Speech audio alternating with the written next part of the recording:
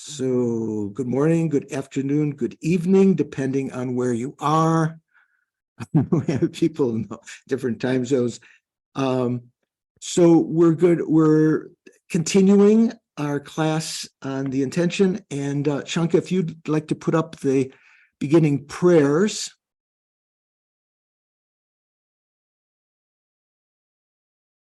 Okay, we're going to recite together.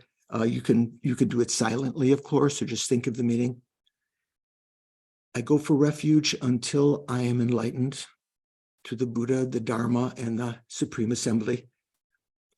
Through the collections I create through listening to the Dharma, or in this case, discussing the Dharma also, may I become a Buddha in order to benefit migrating beings. Sangye churang suki chognam la, jangchu bardu dagni kyapsu chi, dagi chunyen gipe sognam ki, drola penchir sangye drupa sho. I go for refuge until I'm enlightened to the Buddha, Dharma, and the Supreme Assembly. So try to think of that. When you say those words, try to bring back your sense of Mahayana refuge. So Mahayana refuge means taking refuge in the Buddha, Dharma, and Sangha until you become enlightened. Ordinary refuge is just taking refuge in the Buddha, Dharma, and Sangha, at the present. Through the collections I create through listening to the Dharma, it means the two collections of merit and wisdom, may I become a Buddha in order to benefit migrating beings. Drola Penchir. It doesn't say all, but that's the implication. And then mandala offering. By offering this ground anointed with perfume and strewn with flowers, adorned with Mount Meru, the four continents, the sun and the moon, visualized as a Buddha realm, may all migrators enjoy such a pure realm. And request, while one of the reasons for making mandala offering is said to be the condensation of all the methods to accumulate merit and purify negativities. So if you think of offering as an antidote to negativities, that's already implicit, and then offering the mandala as a request for the teachings to be given to the Dharmakaya, offering the mandala to the Dharmakaya.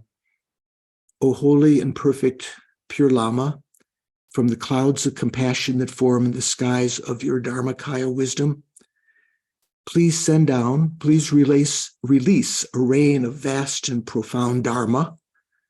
So the analogy here from the clouds that form in the clouds of compassion that form in your Dharmakaya, the sky of your Dharmakaya wisdom. Please release a rain of vast and profound Dharma, precisely in accordance with the needs of those to be trained. Idam Guru Radna Mandalakam Niryatayami. Okay. Then sit comfortably. Relax your body. Relax your mind. And let's try to calm our minds and set a motivation for participating in the class.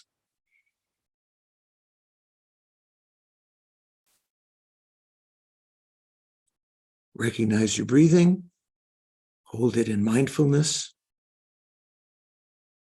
tighten that mindfulness so that the breathing is your sole object of observation, sole object of mindfulness, to the exclusion of everything else.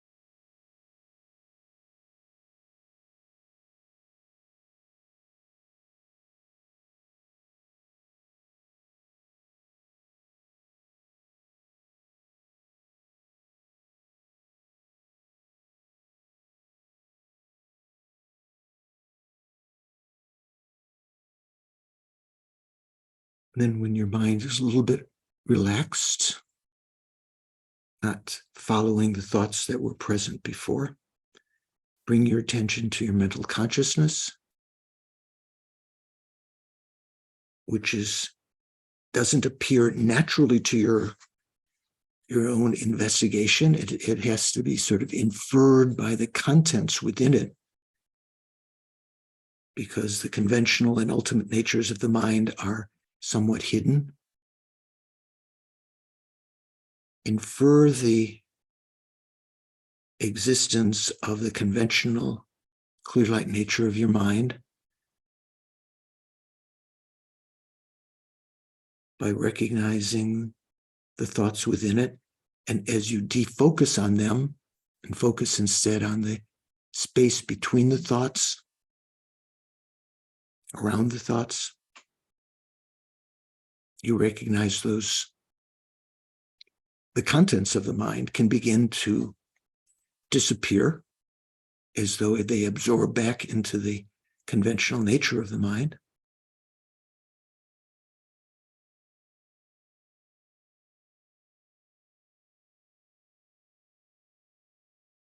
And you're left with an appearance of spaciousness, like a vacuity that you can recognize as the developmental Buddha nature, the conventional clear light nature of the mind, the fact that the mind does not hinder mental states, mental objects of mind. It doesn't hinder them from arising or from leaving. It's only our own lack of skill that propels us into following negative states of mind. We enhance them when they occur through misapprehension, through inappropriate attention. The developmental Buddha nature is the fact that we can develop all of the good qualities that we don't have now. We can enhance those that we have some inkling of. We can remove all of the faults from the mind.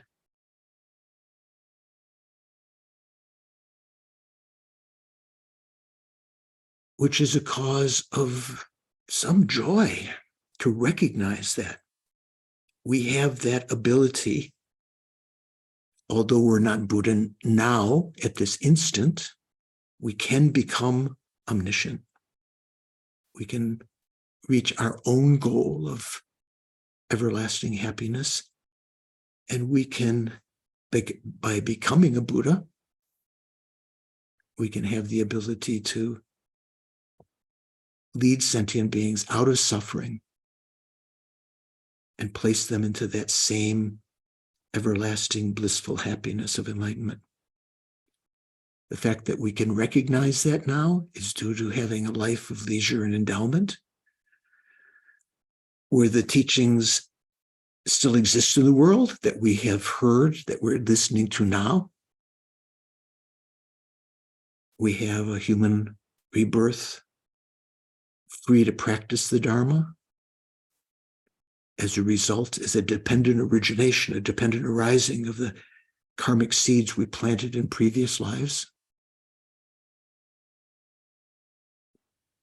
And we can use this to accumulate the causes of enlightenment, the collection of merit and the collection of wisdom, especially motivated out of compassion, as Chandrakirti mentions at the beginning of the Madhyamaka. Great compassion is necessary at the beginning, the middle, and the end of the bodhisattva quest for enlightenment. All sentient beings have been our mother numberless times. They've been depthlessly kind. We may not recognize them as our mother right now because of the distance in time, but they've all been as kind as our present mother, who herself has been depthlessly kind in numberless lives in the past.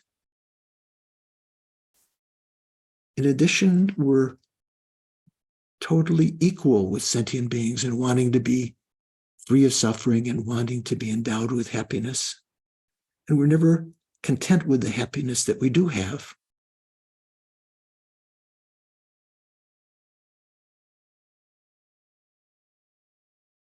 In order to achieve those collections of merit and wisdom, we need to know the teachings. And so in this coming class, this coming session, we're going to have the chance of listening to and contemplate and even meditate on the teachings on method and wisdom, especially the wisdom, but we're still on the bhumis that are talking about the method side, the first 5 bhumis. I think I'm going to participate today, listening with a fresh mind, contemplating the meanings, and when something becomes clear and unambiguous, to hold our mind single-pointedly on that for some time, meditating, developing the wisdoms of hearing, contemplation, and wisdom, in order to accumulate the 2 collections, in order to become a Buddha, for the sake of all sentient beings.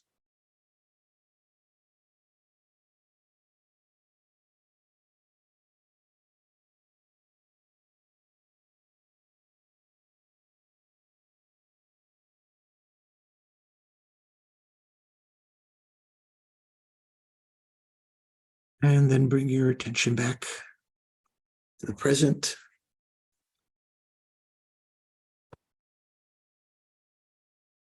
Good to see you. We still have folks out for retreat. I think David and Karen are still in retreat. Other people are off doing other things. So does anyone have any questions lingering from previous classes? Hi, Snehi, Sheila, Melvin, Jennifer, you've turned up. How are we doing? Oh, KT, good.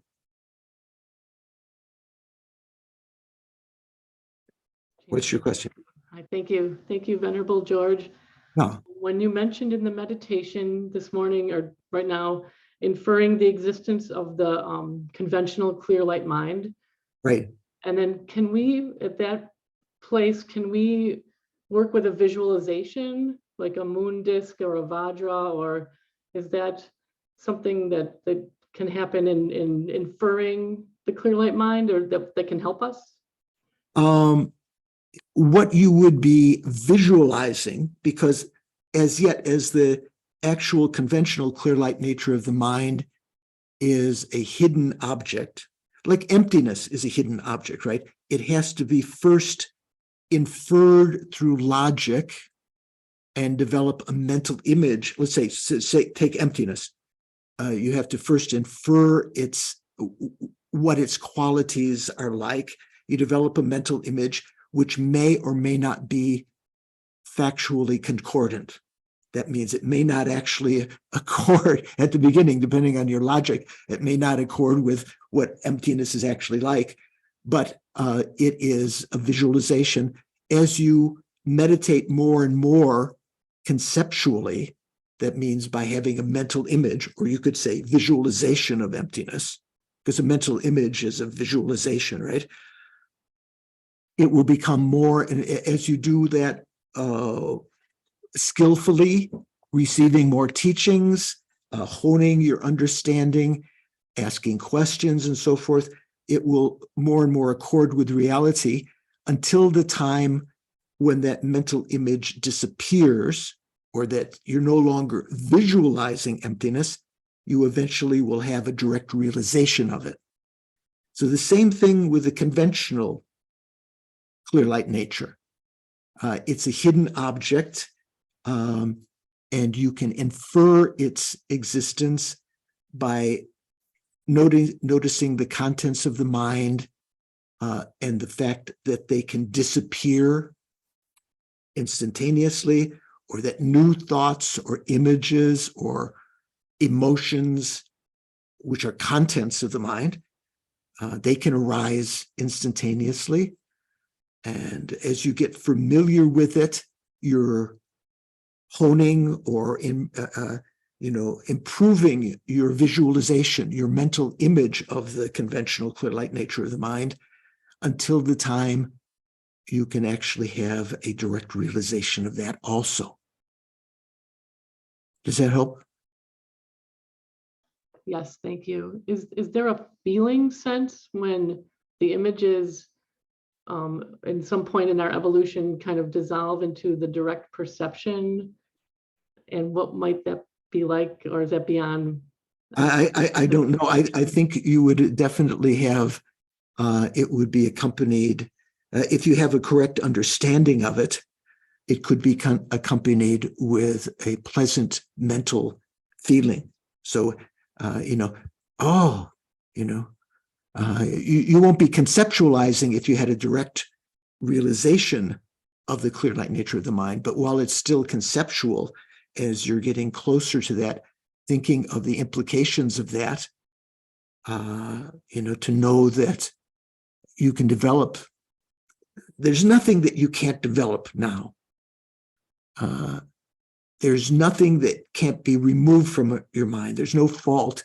There's no sadness, regret that can't be purged from your mind. So that can bring along a blissful feeling. Say, for instance, in the tantric vehicle, the goal is to have a direct realization of emptiness accompanied by the what they call the innate clear light mind unified with great bliss. So that is something particular to Tantra, but even in the Sutra vehicle, in the Bodhisattva vehicle, there would be some, happy feeling that would accompany that mental consciousness having even a conceptual understanding of emptiness. It won't be something unpleasant unless you're doing it unskillfully. Your legs are hurting and I don't want to meditate on emptiness anymore, something like that. You might get bummed out, but it should be happy experience. Okay. Thank you. That's very inspiring. Thank you. Yeah, good. I'm glad. So how are we doing? Any other questions before we begin? John? Yeah, Jason? I also I was inspired by that last question, and so I'm inspired to ask a question about the conventional clear light nature of mind. And just to and I'm not sure, this question just occurred to me, and I'm not even sure it's a valid one, so just you'll tell me. So when we realize the conventional, or we infer the conventional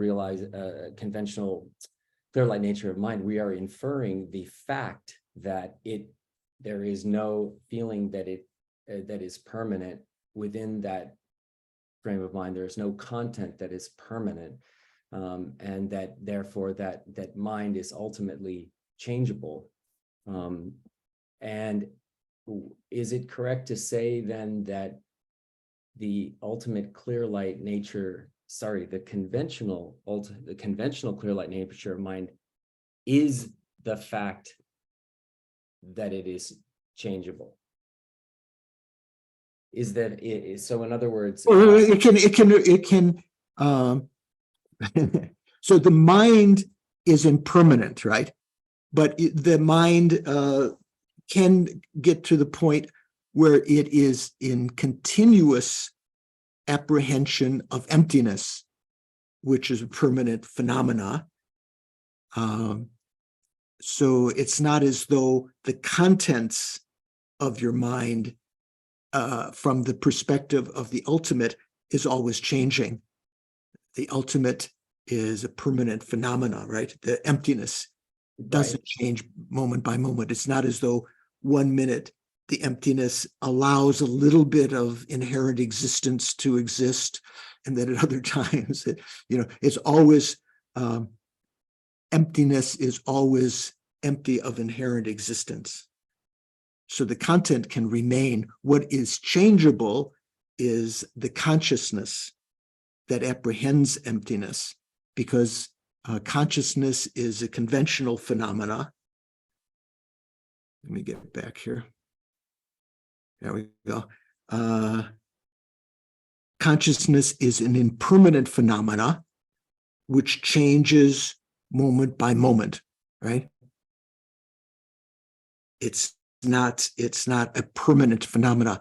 It's eternal, and we've mentioned this in other contexts several times. There are things that can be eternal, such as our mind stream, but which are impermanent. Say the mind stream is impermanent. There are phenomena that can be eternal, that are permanent, such as the emptiness of the mind. So the mind itself is eternal. Its existence from beginningless time until the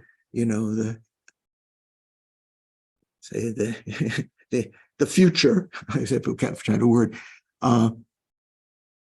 So the mind itself is impermanent, but its emptiness, which always accompanies it, is permanent. So there are things that can be eternal and permanent, and can be eternal and impermanent. Things that can be have a short life, that can be that are not eternal, that can be permanent, and there are things that can be that are not eternal, that are permanent and not and impermanent. So it's something to think about. Yeah. Yes, that's helpful. Okay. So Sean, what do you think? So when you say emptiness is permanent, I thought you had, in order to speak of emptiness, you had to talk about the object of emptiness. So if we were saying the emptiness of a pot, for example, would it not be impermanent in the sense of the emptiness of the pot only exists as long as the pot exists? So that's exactly what John's question was. So are there things that can be permanent but not eternal, such as the emptiness of the pot? The emptiness of the pot. So because the pot is not eternal, the emptiness of the pot is not eternal. It's what's called an occasional permanent. If you talk about the emptiness of the mind, because the mind is eternal, the emptiness of the mind is eternal. But if you talk about the emptiness of an impermanent phenomena, like my microphone or the pot or something like that, that emptiness only exists once the microphone or the pot is formed, and once it's no longer recognized as a pot or microphone because it's disintegrated or broken or torn into parts in the recycling bin in the electronic shop, the emptiness of the microphone or the pot no longer exists. So that's called an occasional permanent phenomena. Stephen. Thank you, Venerable George. So, yeah, these are great questions. Thanks to everyone. And so I was wondering about the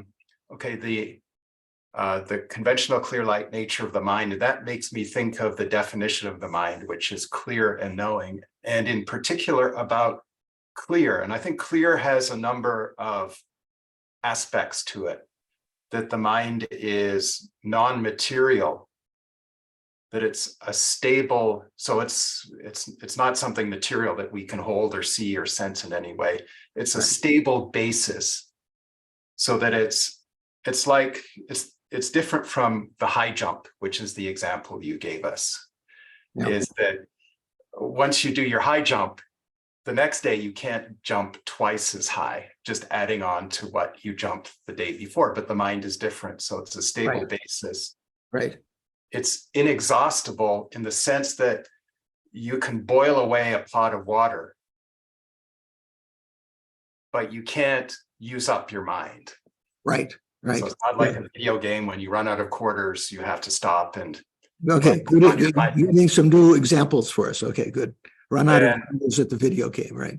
and then in the one that the aspect that it feels like you're focusing on in the meditation, you say it's space-like. Right.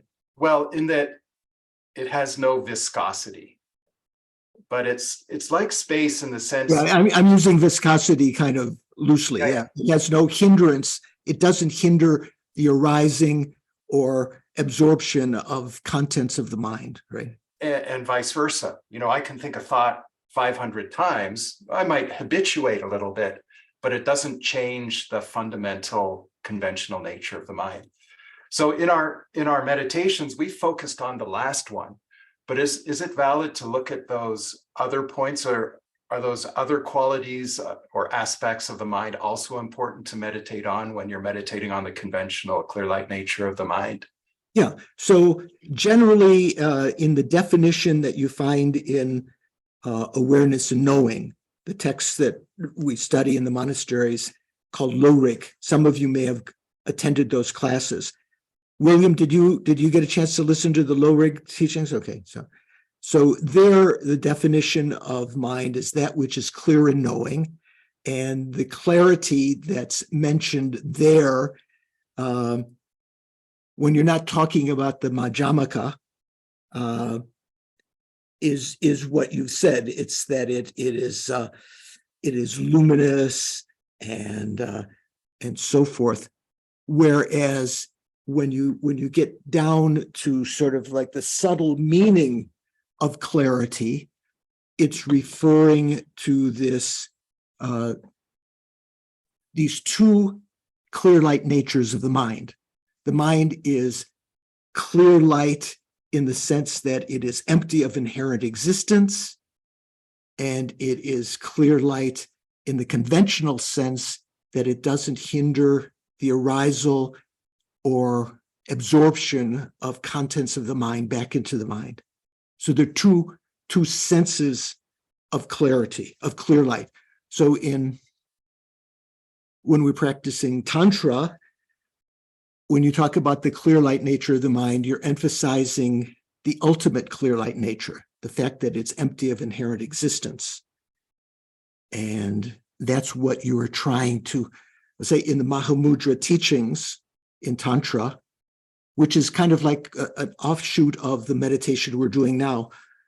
There's what's called the Sutra Mahamudra and the Tantric Mahamudra, right? Sutra Mahamudra is using the conventional clear light nature of your mind to develop tranquil abiding and penetrative insight, then using that new acquisition of tranquil abiding, perfect concentration and the ability to analyze within it, to analyze the very mind, the very conventional mind that you had used as your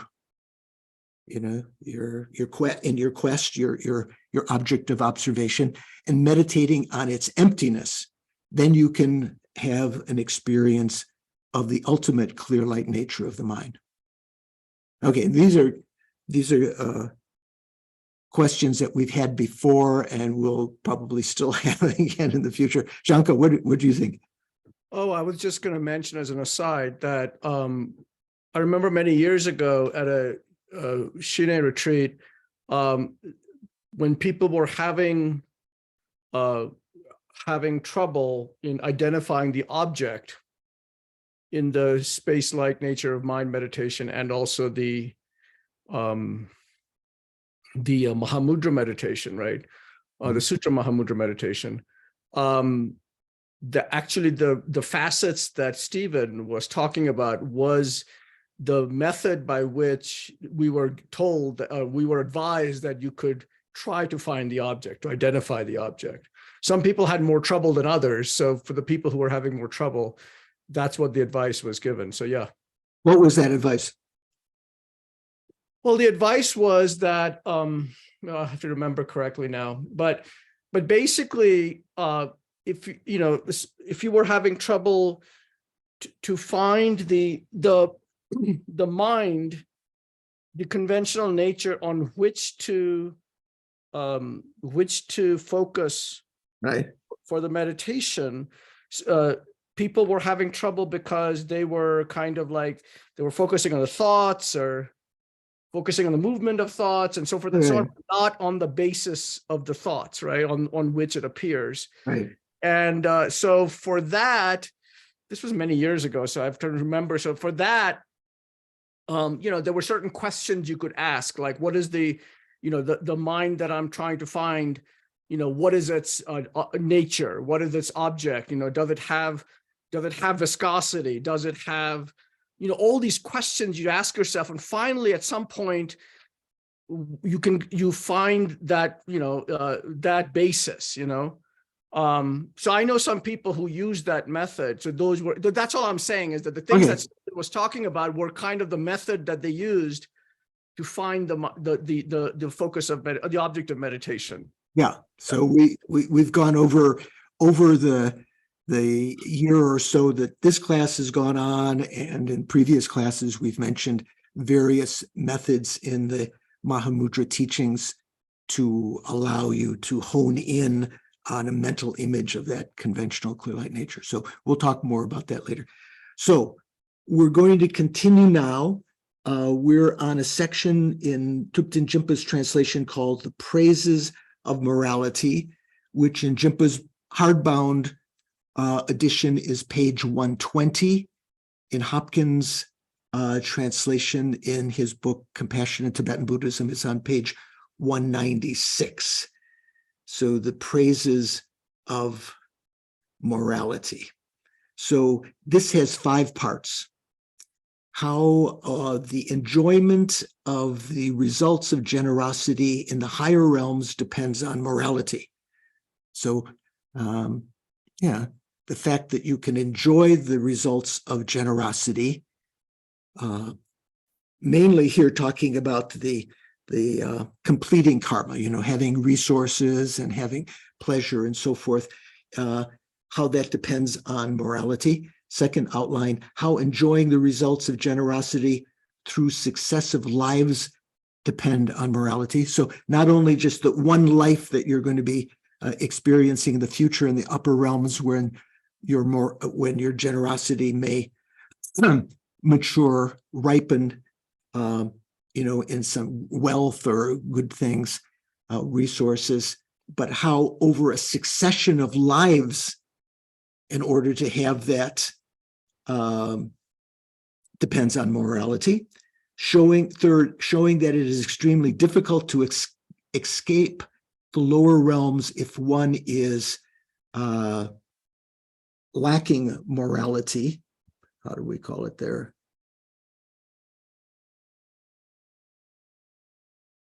Jeffrey says, liberation from bad migrations is extremely difficult for one bereft of ethics or morality.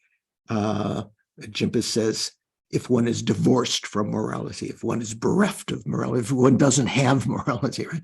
Fourth, the reason the discourse on morality comes after the discourse on generosity. So what does that mean? Well, the Buddha has sometimes talked about morality from the start, right? But generally, when the Buddha gives teachings, he teaches about generosity first, as we said in the section of the first Bhumi, when the Buddha first taught about generosity because it's easy to practice and people want to be happy, and the karma needed to be happy the happiness depends on resources, and the way to create the karma to have resources is through generosity. So he taught about generosity first. But why did he talk about morality second? That will be the fourth outline. And then fifth outline, proclaiming that,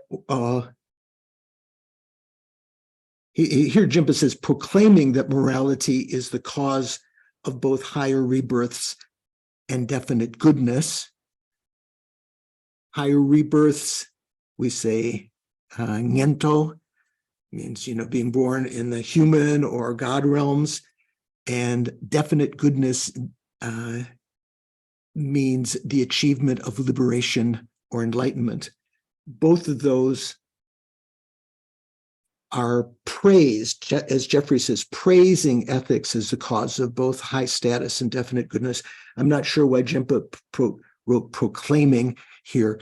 The word is actually in the Tibetan and the Sanskrit is actually praising. Okay, so first outline, how enjoying the results of generosity in the higher realms depends on morality.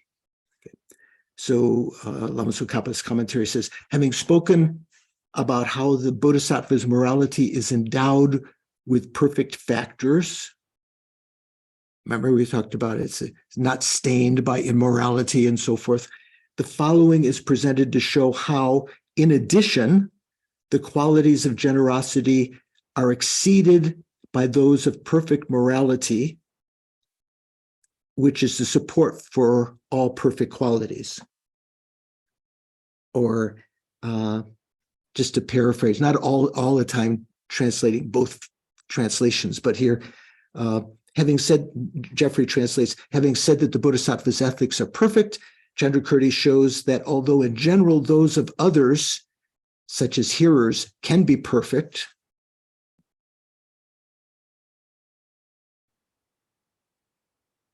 the features of a bodhisattva's ethics are far greater than those of giving and so forth, and serve as a basis for all marvelous qualities. So the root text says, this is the first two lines of the fourth verse, fourth karaka of the second chapter. Wealth through generosity is found even in the lower realms.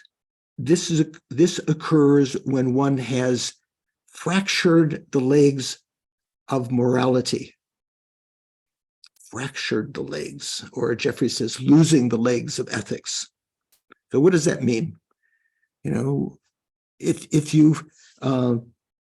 you're not practicing morality, if you're not practicing ethics, abstaining from negative actions, creating virtuous actions with the intention of at least having upper rebirths in the future, or ultimately having a better motivation to achieve, practicing ethics to achieve liberation and enlightenment. If you're not practicing ethics, you can create negative karma and therefore be born in your next life or very soon in the lower realms as an animal, as a hell being, as a preta, and so forth.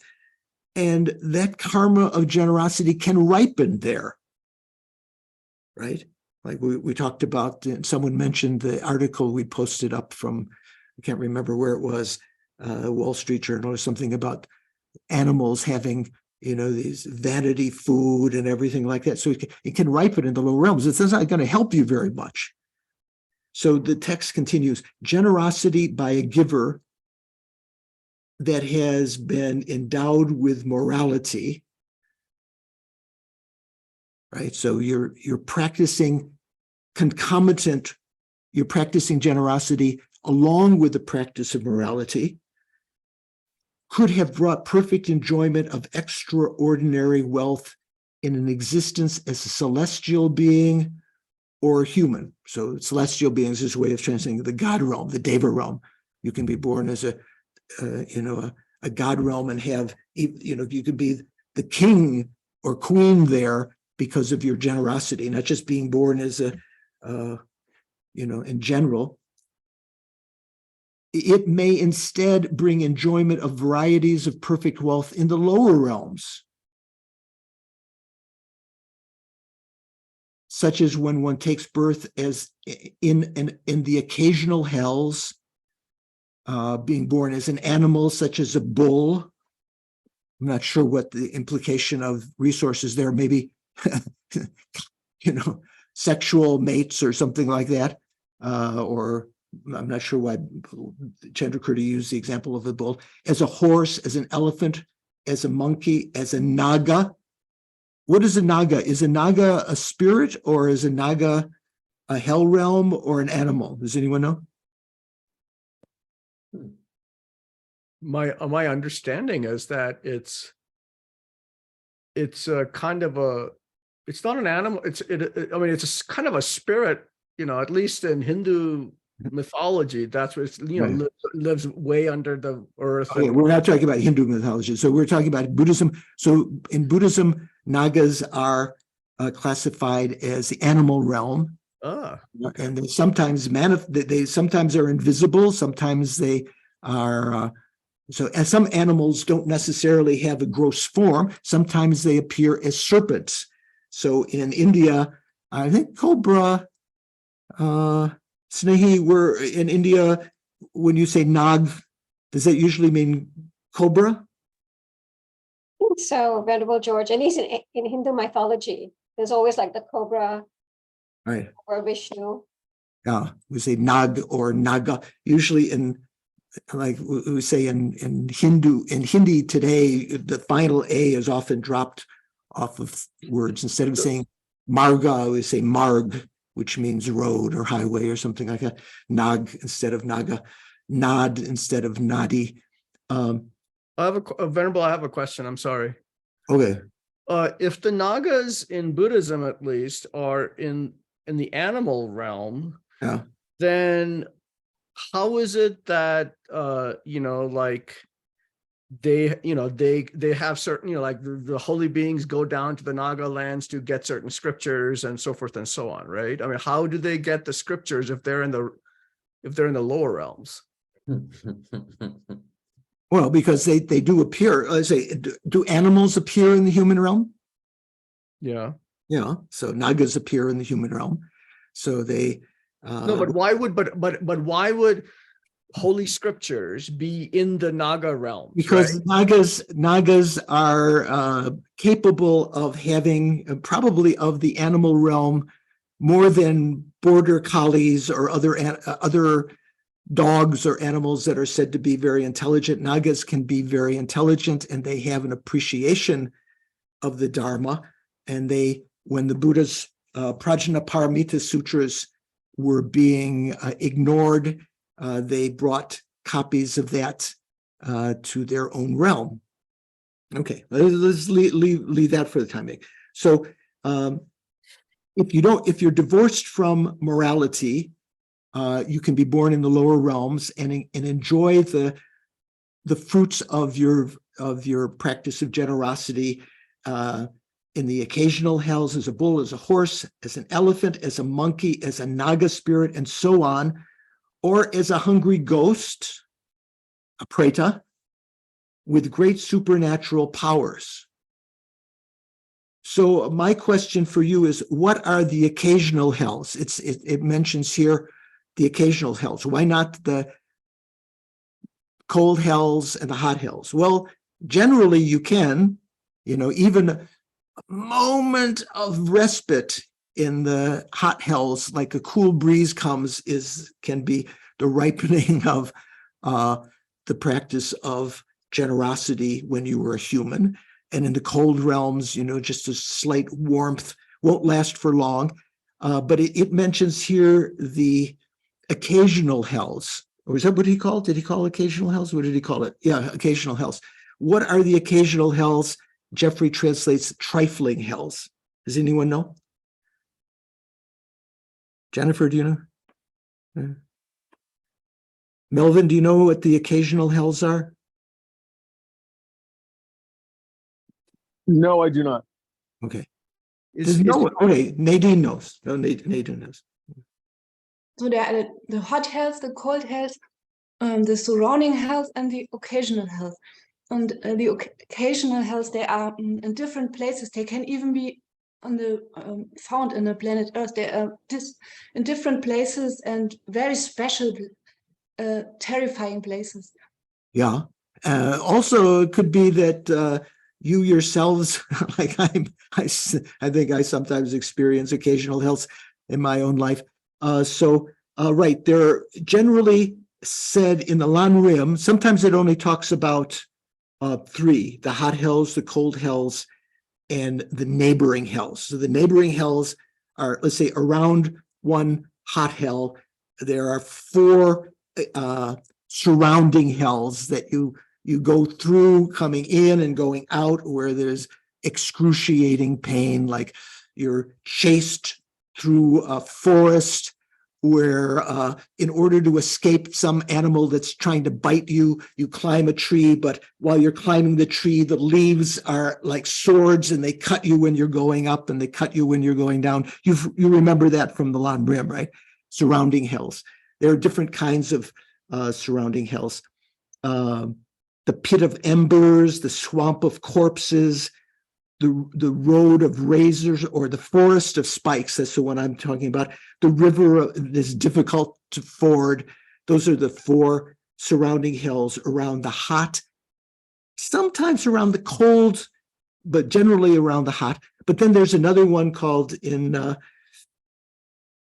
Tibetan, we say Nitsewe Nyelwa, the occasional or trifling hells. So I'm going to read from Geshe Zopa's commentary in volume 1, his commentary on the Lan Rim Chemo, right? Pages 379 to 380. So Geshe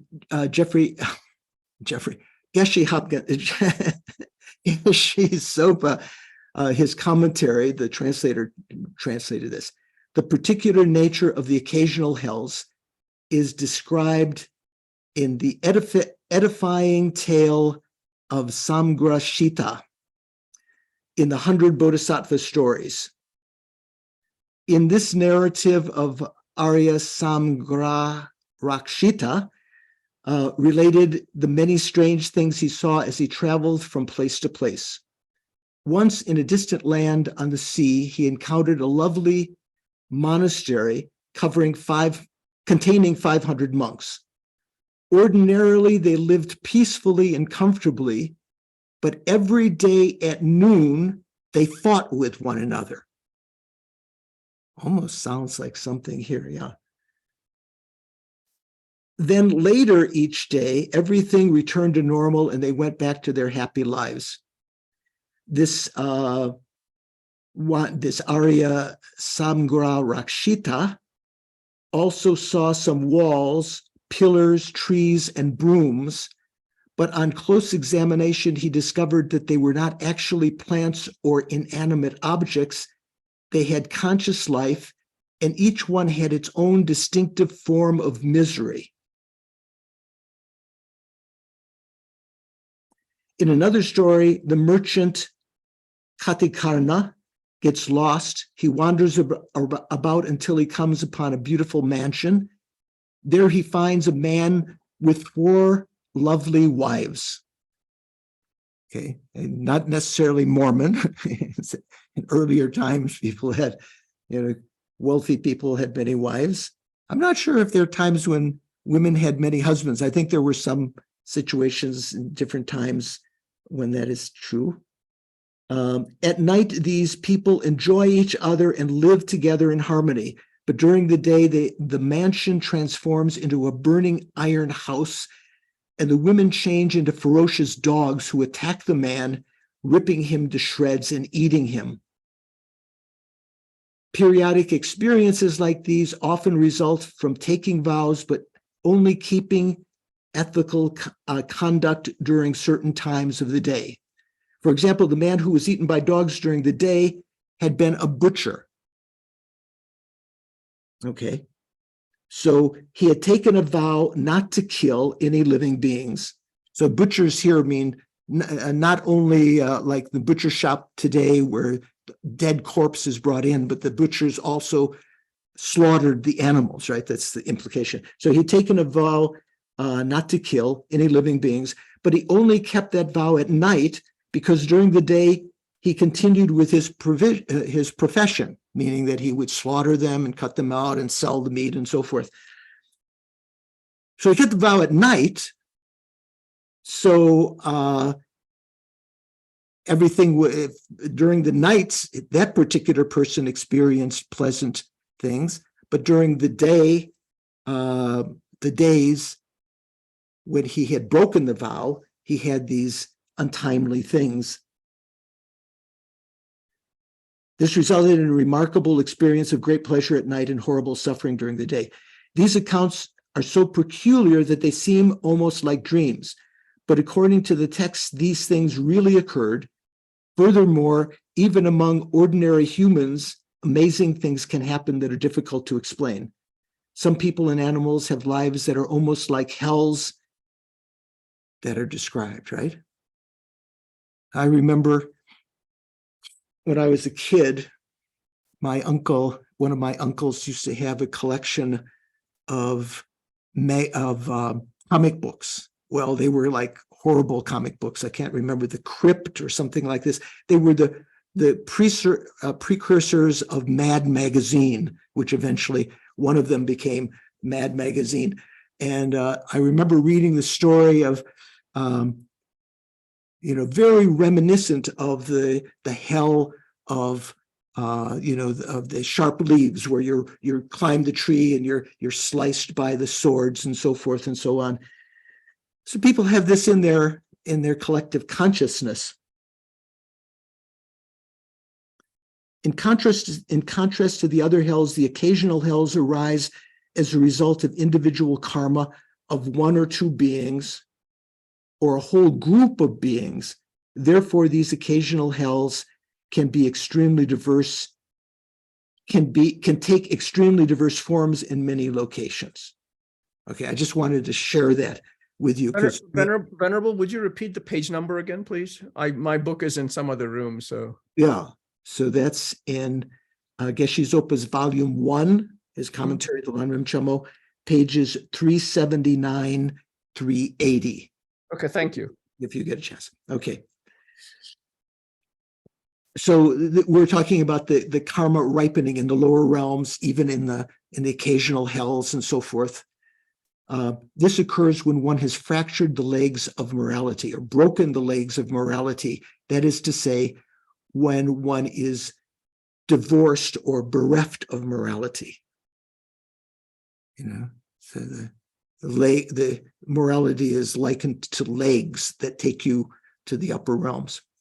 This explains how, if one is divorced of morality, if one is bereft of morality, the material resources that are the effects of having practiced generosity, instead of coming into fruition during an existence in the higher realm, as a human say, they may be realized during the existence in the lower realms, like the dogs that have the high cuisine food and so forth and so on, or the nagas that have great wealth and power and so forth as a result of their generosity. Therefore, the person who practices generosity and wishes the fruits of their generosity to ripen during existence in the higher realms, let's say as a human, as referenced above, should guard moral discipline. Okay, makes sense, right? So another reason. So next outline, how enjoying the results of generosity through successive lives depends on morality, on ethics. So if you want to have the results of your generosity over more than one life, you also depends on morality. So the lines that are explaining that are the second half of that stanza 4. There's lines C and D. So they label in Tibetan, they label them as 4 pada, right? Or pada actually means feet. In Sanskrit, sometimes they're just 2. So the first 2 pada of the Tibetan actually are just 1 pada in Sanskrit. Is that right, Paul? Is it, you remember? Yes, generally. I think just 2 pada means 2 lines or 2 feet. So here, this says, when interest and capital themselves are both exhausted, no prospects remain for one in any future wealth. Right? Say if someone has some wealth, some capital, and they're getting some interest on that from the bank. If both of them are exhausted, if you've used up all your money in the bank and therefore you're not getting any interest on it, there's no prospect for any future wealth. So what is this saying? That's kind of the analogy that's used here. If divorced of morality, if bereft of morality, if you don't practice ethics, the fruits of one's generosity will ripen during existence in the lower realms, as we just said, and in this life too, when one is born in the upper realms again, one will experience merely the fruits of past acts of generosity. Owing to extreme foolishness in the lower realms, one does not cultivate generosity, and the like. One does not cultivate generosity and the like anew, and in this way one exhausts the interests along with the capital, the root itself. What does that mean? The capital would be like creating new generosity, right? Creating new wealth by being generous. So if you're born in the lower realms, say owing to extreme foolishness in the lower realms, one does not cultivate generosity. So you don't create any new capital and the like, anew, you don't create any new karma for generosity. And in this way, one exhausts the interest in the lower realms. You have some good food as an animal or something. Along with the capital, the root itself. Then once the fruits of all past generosity have been spent, no prospects remain for one of any future wealth. Let me read how Jeffrey translates that. Sometimes I find his translation a little clearer. This indicates that if you lack proper ethics, the resources that are the fruit of giving, right? So generally, very famous verses say, through giving, one encounters resources as a karmic result, right? Through morality or ethics, one experiences higher rebirths. The famous, all of the perfections have some kind of verse like that. So this indicates that if you lack proper ethics, the resources that are the fruit of giving will mature not in happy migrations, but in bad ones. Since a maturation of the effects of giving on the base of a happy migration is needed, a donor of gifts as explained above should, if he wants happy migration, keep proper ethics. Well, maybe that's a little bit further. Let's see. Yeah, no, that's right. So,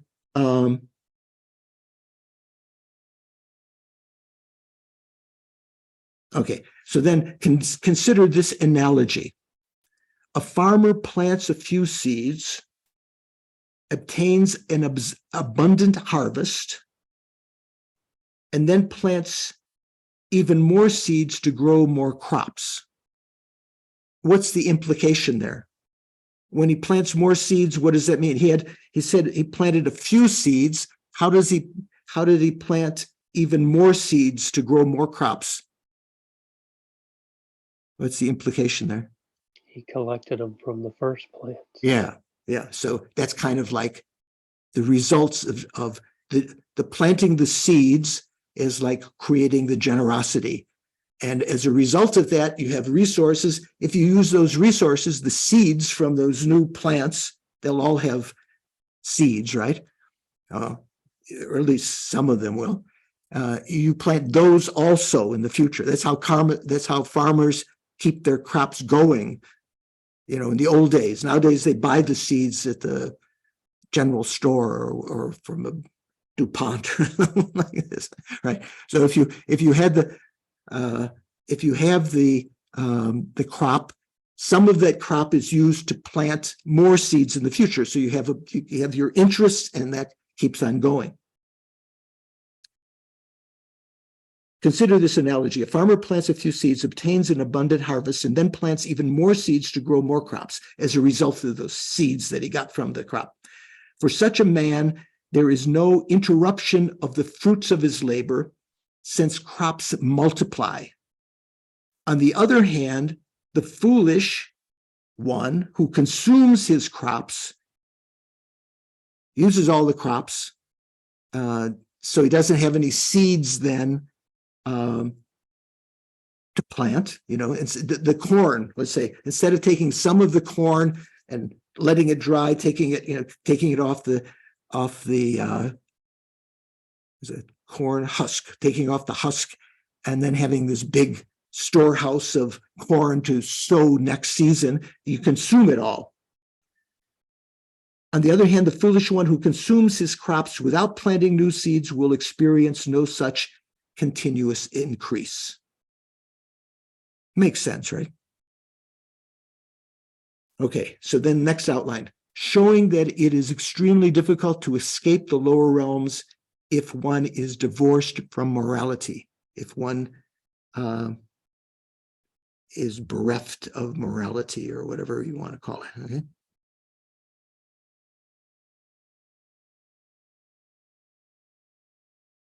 Yeah, bereft of morality, Jeffrey translates.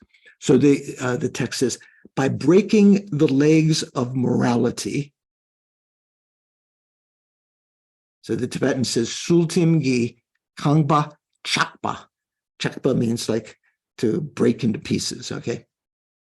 Breaking the legs of morality, one will not only find it hard to obtain continuous increase in the enjoyments of material resources. Why is that? Because you won't have another life as a human in order to practice generosity. Because if you've broken morality, you'll be born in the lower realms. Very difficult to create virtuous karma in the lower realms. Can you think of any lower realm beings that create virtuous karma? Shankar knows. What about animals that take care of their young and their pack and so forth, like elephants and so forth and so on, right? Yeah, right. Or mothers with their children. Yeah, it creates some virtue, but in terms of generosity, and there may be some dogs or cats that give the little morsel of food to another one or something like that. But generally, animals fight for their food and so forth, right? One will also fall into the lower realms if you break the legs of morality. Once in the lower realms, one will find it extremely difficult to escape. This is presented in the following verse, which is the fifth karika of this chapter. If when free and living with favorable conditions, we do not retain this status we enjoy, right? You're free now. If you with favorable conditions, if we don't retain that means we're born in the lower realms, we will fall into the abyss and be at the mercy of others. What could enable us to rise up again from such a state? Or as Jeffrey translates, if when acting freely and living agreeably, one does not act to hold himself back from falling down. So Jimpa said, we do not retain the status we enjoy. If you don't act to hold yourself back from falling down, one will fall into an abyss and lose control. How will one then rise oneself from there in the future? If you've fallen into the abyss, that means fallen into the lower realms. Very difficult to create throwing karma, to be born as a human or a god when you're in the lower realms, right? You have to have a path of action to have a throwing karma. You have to have a virtuous states of mind and so forth. Very, very difficult. That's why when we talk about, death and impermanence, we meditate about the suffering of the lower realms and the fact that once you're down there, very difficult to rise again. The example of the blind turtle at the bottom of the ocean that comes up once every 100 years for 1 second. So 1 second compared to 100 years being born in the upper realms, and not even then having a perfect human rebirth. Only if the golden yolk that's floating on the ocean happens to be just above you, the teachings of the Buddha happen to occur when you're born in the upper realms. So the commentary says, when like a heroic warrior who is living with favorable conditions, free of bondage. Kind of think of the King Arthur times, someone who's a knight, heroic, they're free. Not all men were free, right? Not all women were free. When like a heroic warrior who is living with favorable conditions, free of bondage, we freely engage in whatever we wish without relying on others and live in the congenial celestial and human realms. Right? You have freedom to do what you want. You can use up all your good karma by enjoying now, or you can use some of it to create more karma for the future, is kind of the implication. If we do not retain this status that we enjoy at that time and protect ourselves, if we do not protect ourselves from falling into the lower realms, then just like a captive heroic warrior, so one of the knights is captured by the enemy, right, is bound and tossed from a high cliff, we will fall into the abyss of the lower realms and be at the mercy of others.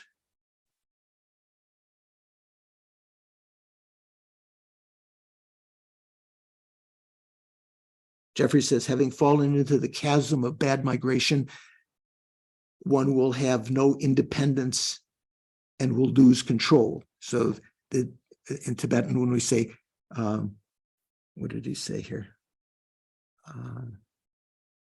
We'll have no freedom. No, I say, furthermore, yeah.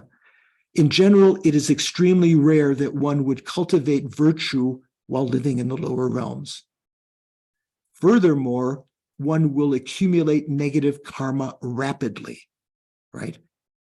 Even your nice pussycat, who looks so nice, will go out and kill birds and mice and bring them to you, right? With a big smile on its face. Does anyone experience that? Jennifer, do you have a cat that brings you mice? We cat sit, and yes. Or birds or something like that, right? I remember at Tushita Meditation Center, when we did retreats, there were these cats that would be parading by us with mice in their mouth. And sometimes the mice are still alive. They like to play with them. Do you know that? They like to. Is that Claude in the background, JC? Hi, Claude. Hi. You look so amazing, George. Well, you look very. Is time going in reverse for you? Yeah. I can see that. I'm growing younger. I can see that. Okay, nice to see you. You So in general, so what do we say here? There's nothing that will, what could enable us to rise again from such a state if we fall into lower realms? There is nothing that will help do such a thing when you're in the lower realms. You can't practice morality. In general, it is extremely rare that one would cultivate virtue while living in the lower realms. Furthermore, one will accumulate negative karma rapidly, so one will be compelled to pass birth after birth solely in the lower realms. Once you're in the lower realms, you're going to create negative karma to be born in the lower realms. Only after a very long time, some karmic seed of virtue that you created way, way in the past will have expanded enough to throw you into an upper rebirth. So it's just like by luck, right?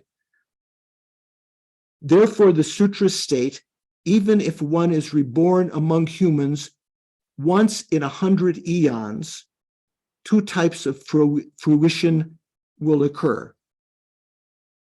So I think Jimba translated this wrong. Hopkins says, a sutra says, even if one is born among humans, this is the achievement of two maturations, or you could say one achieves two maturations. It doesn't say 100 eons.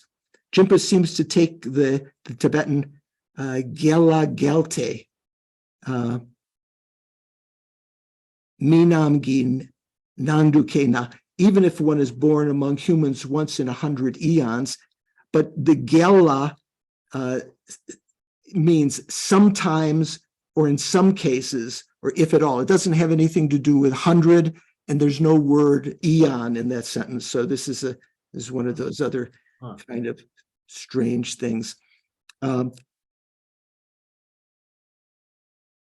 What did I say here?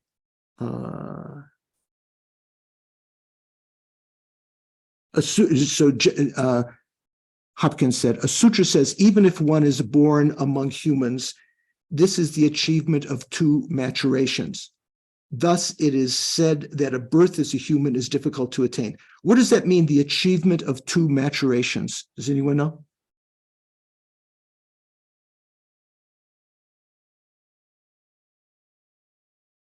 Paul, what do you think? Well, it would be the two different types of karma, right? One would be throwing karma, and then the other one would be the other karma. Right, so Environmental or something like what that. kind of maturation? How many maturations of karma are there? Mikhail, do you know? When you talk about a karma, what's the most number of maturations it can have? Yeah, not by heart, sorry. Don, do you remember? From You mean like the experience similar to the cause? And all right, okay, so there's maturation effect, which means throwing karma, right? Then there's a experience of the cause, that's what? experience similar to the cause, action similar to the cause. So there's an experience, a maturation that's similar to the cause as an experience, and there's a maturation that's similar to the cause as an action. Did I say that right? Experience and action. Say, for instance, having killed, the experience similar to the cause as an action would be again killing, having the tendency to kill, habitual action, and the experience, the maturation similar to the cause as a experience would mean being killed yourself. Other people kill you, or your medicine doesn't work so well, and so forth. So it imperils your life. And what's the fourth maturation? The environmental result. Yeah, the environmental. Yeah, say the environmental result. I should say the fourth result, not the fourth maturation. So there are four kinds of results of a karma, and so here it says, Sutra says, even if one is born among humans, this is the achievement of two maturations. So it would be maturation effect. And what would be the other one?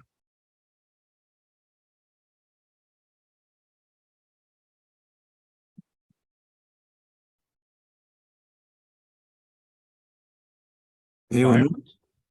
Maybe environmental? Yeah, think about it. So something to think about. Sean, you have a question? You've been waiting patiently with your yellow hand raised. Yeah. Well, I just wanted to ask, so when Chimpa says, once gone to the lower realms, what could enable us to rise up again from such a state? There is nothing that will help do such a thing. But then I kept thinking of Shanti Deva's statement where he was talking about the bodhisattvas diving into the hell realms like a swan onto a lake to benefit the beings there. Right. So could a bodhisattva not be something that could help in such situation? Well, yeah, that's, so does the bodhisattva, can he, what's the word? When you petition, can he petition the Buddha or karma that the animal be born in the upper realm? Oh, these poor people, I'm going to send out a request for you to be born in the upper realm. He can kind of give some kinds of, by his example, teachings, by his selflessness and so forth, that can leave an imprint in their mind that when they're born in the upper realms, due to their own karma, that they can follow the Buddhist path. This kind of leaving seeds in their consciousness.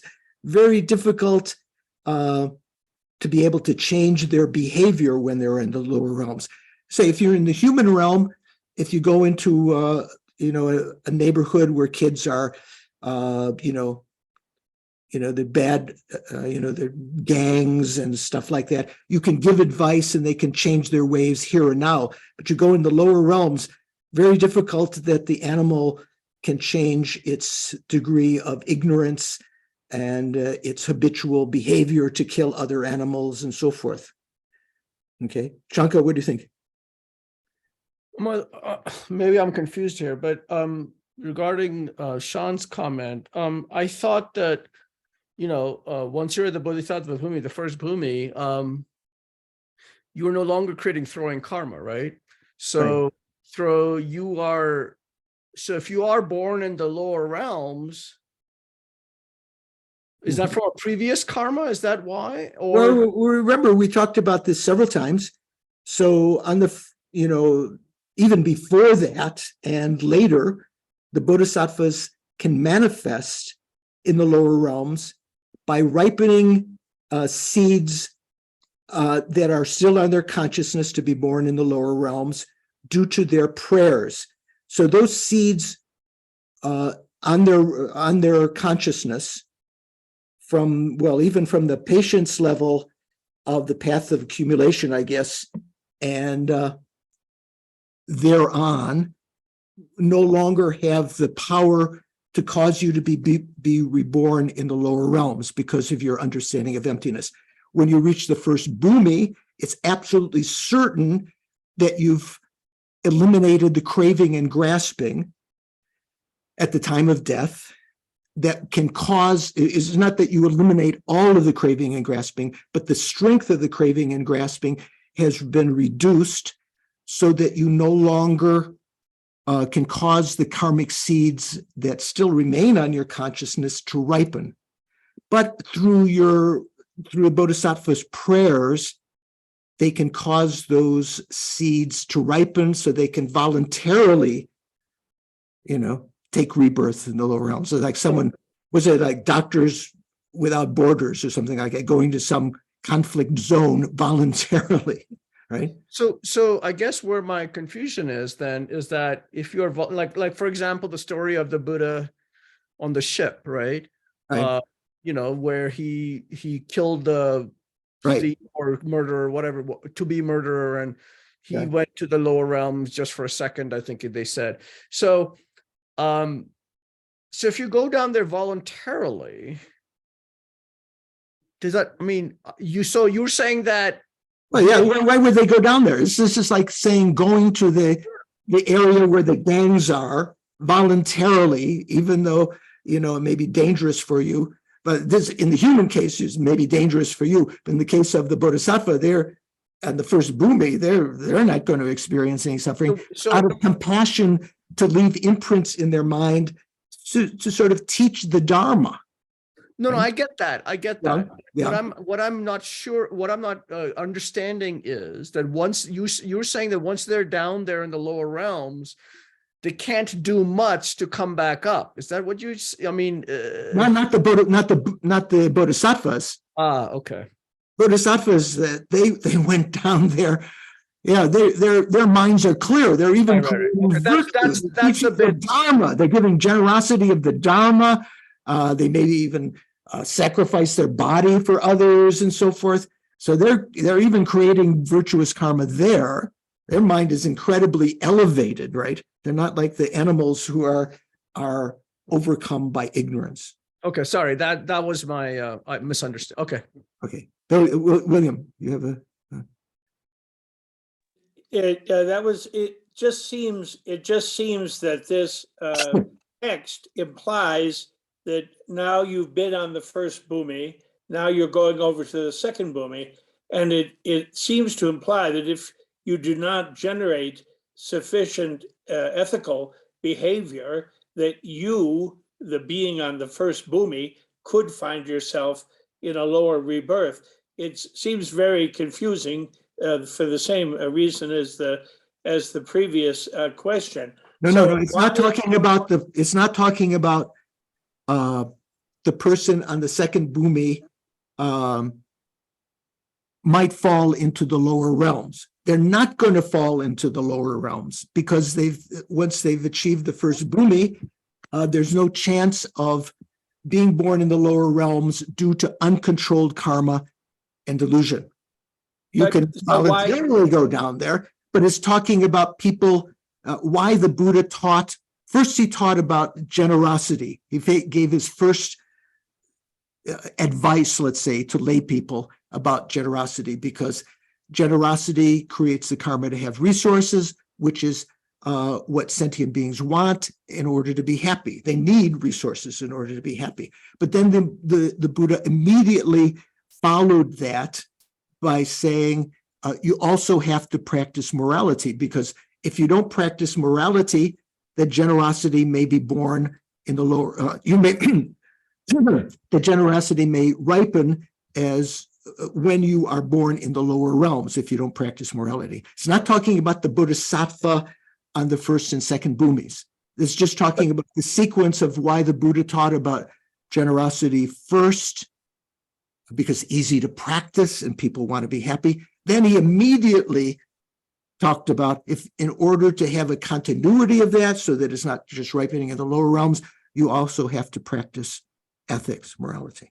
Yeah, but the confusion is that if the text is meant to describe the bhumis, then the second bhumi, the person who is on the second bhumi is not going to be subject to all these things that are being talked about. Yeah, so it's not talking about that. It's saying, let's say the title, showing that it is extremely difficult to escape the lower realms if one is divorced from morality, or the previous one, how enjoying the results of generosity through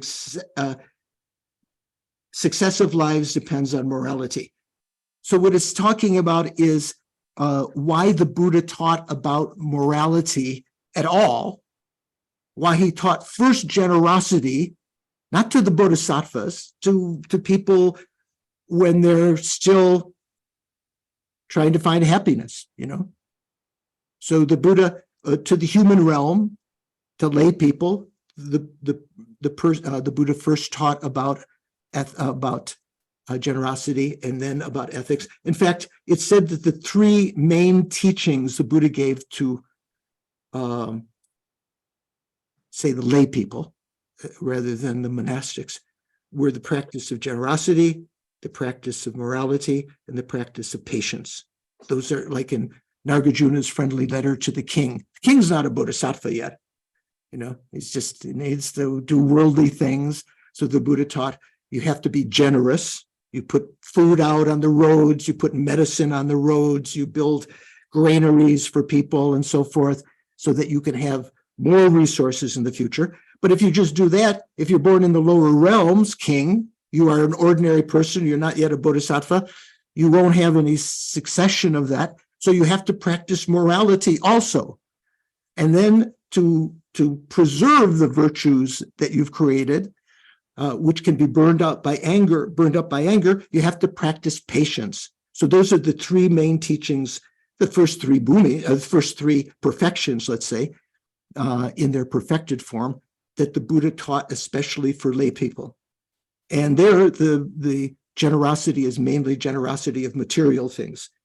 For the monastics, the Buddha taught, that giving, the generosity that was more important was the generosity of Dharma, teaching the Dharma because of your own study, practice, realization, then explaining it to others so that they can practice. That's the main form of generosity for the monastics. Okay. Yeah, I remember when I first met a teacher, I asked some stupid question, and the person took all of the books that were in front of him and lifted them up and said, "Here, take this." And, that was the first interaction. So, okay, on Nagas, they're magical beings that guard termas or well, they can. They're not all Nagas. Some Naga may live in your tree in your backyard, and but Nagarjuna it has the name Naga, and he brings. I do have a Naga in the tree. It's funny you mentioned he brought then these hidden teachings. Years later, the clarification of the Buddha's teachings in terms of dependent origination. So it is a Naga type. Nagarjuna. So Nagarjuna, he had either Bhikshu Sri or whatever his name was at the time. He traveled to the Naga realm and retrieved the Prajna Paramita. John, which was it, 25 or 8,000? Can't remember. Definitely 8,025 and 100, I thought. Yeah, he retrieved one of the volumes that was preserved there, and so got was thereafter called Nagarjuna. Yeah, so the Nagas, ordinary Nagas, can be very wealthy, very powerful. If some kid in your neighborhood makes pee-pee on the tree where a Naga lives, they can come down with skin ailments and things that Western medicine can't get rid of. I think I told this story before, at Khapa, when I was first a monk there was one African-American monk we called Yogi. I think Paul, do you know Yogi? Delster Pryor. So anyway, Yogi was working on the road. After the rainy season, the mud road has been washed out. So the monks would go down and would be, working on the road to restore it so that the jeep can come up with food and things like that. So Yogi, this monk, American monk, he got an incredible, rash and festering sores on his body that, they tried all sorts of medicine, nothing worked. Then Lama Lundup, who passed away a couple of years ago, brought him to the newly installed Yangtze Rinpoche, who is now a grown Lama, who is director of the Maitripa Institute. There was a little boy who had been recognized as a tulku. He brought him in the presence of Yangtze Rinpoche and asked Yangtze Rinpoche to blow on his arm. So Yangtze Rinpoche blew on his arm, and by evening, the sores had disappeared. So it's said that someone with bodhicitta, even their breath can be beneficial. And so it sort of pacified the Naga influence. The Nagas were continuing to hold this grudge against someone who was digging into the earth, into their area. Maybe he had relieved himself on the side of the road. I don't know what the actual, insult to the Nagas was. But so they can be kind of, naughty and bad. They can be very powerful like that. Okay, so enough of that. Shankar, you have a last question? I was just going to mention that my Indian friends will know this, but coincidentally, and I don't know if it's coincidentally or not, in the Mahabharata, if people remember, there was one of the main characters, Arjuna, who does go to Naga's land and gets particular types of weapons that he needed, right? So there was already an Arjuna that went down to Nagas, So I wonder if there's. So Nagarjuna, yeah, I think But that's. this is not the Nagarjuna, right? This is right, but 1,000 years Arjuna, before that. yeah, right. So 1,000 maybe years or origin of 800 his- years before that, right? We're talking. Right. So- Okay. So where are we? So when, like a heroic warrior who is living with favorable conditions free of bondage, we freely engage in whatever we wish without relying on others, not under the influence of others, right? And live in the congenial, celestial, and human realms. If we do not retain this status we enjoy and protect ourselves from falling into the lower realms, then just like a captive heroic warrior who is bound and tossed from a cliff, we will fall into the abyss of the lower realms and be at the mercy of others. And we will have no freedom. Once gone to the lower realms, what could enable us to rise up again from such a state? There's nothing that will help to do so, to do such a thing. In general, it is extremely rare that one would cultivate virtue. I think I'm repeating, while living in the lower realms. Furthermore, so I had already mentioned the sentence after that. Therefore, in the sutra state, even if one is born among humans once in 100 eons, two types of fruition will occur. That's where we had gotten up to. And I had mentioned that the Tibetan doesn't, Thupten Jinpa's translation about 100 eons seems to be wrong. It's just that if one is born there, if one is born among humans, there will be two types of fruition. Thus, being reborn as a human is said to be difficult indeed. So starting now, we must prepare so that we do not fall into the lower realms. For this too, we need to strive in moral discipline. Okay, Don, you're not just applauding, or you're asking? Okay. Yeah. Both. I'm asking, can you expand a little bit on what you mean by mercy of others? Did it say mercy of others? Further would accumulate. Where does it say mercy of others? In the root text also, Yeah, what did it say? third line of the. We will fall into the abyss and be at the mercy of others. That means we're under the control of others. Jeffrey translated, he will fall into the abyss and lose control. So it means under the power, you will, when others, it doesn't mean other beings necessarily. It will means you no longer have the power to influence things yourselves. You're under the influence of other things, other animals, or karma and so forth. Your crazy mind if you're divorced from ethics. Okay. Thank you. Yeah. So the reason the discourse on morality comes after the discourse on generosity. That's the next outline. Therefore, having engaged in the discourse on generosity, the Buddha proceeded to the discourse on morality. And when qualities spring up in the field of morality, enjoyment of their fruits will be continuous. Or as Jeffrey translated, thus the conqueror, Galway, having discoursed on giving, spoke upon its accompaniment by ethics. There's, for those of you who are following the Tibetan says, what does it say here? Sultim Jedro Tamni Sebayin. He discoursed, Jinpa translates it as he discoursed afterwards on morality. Hopkins takes it as he spoke upon its accompaniment.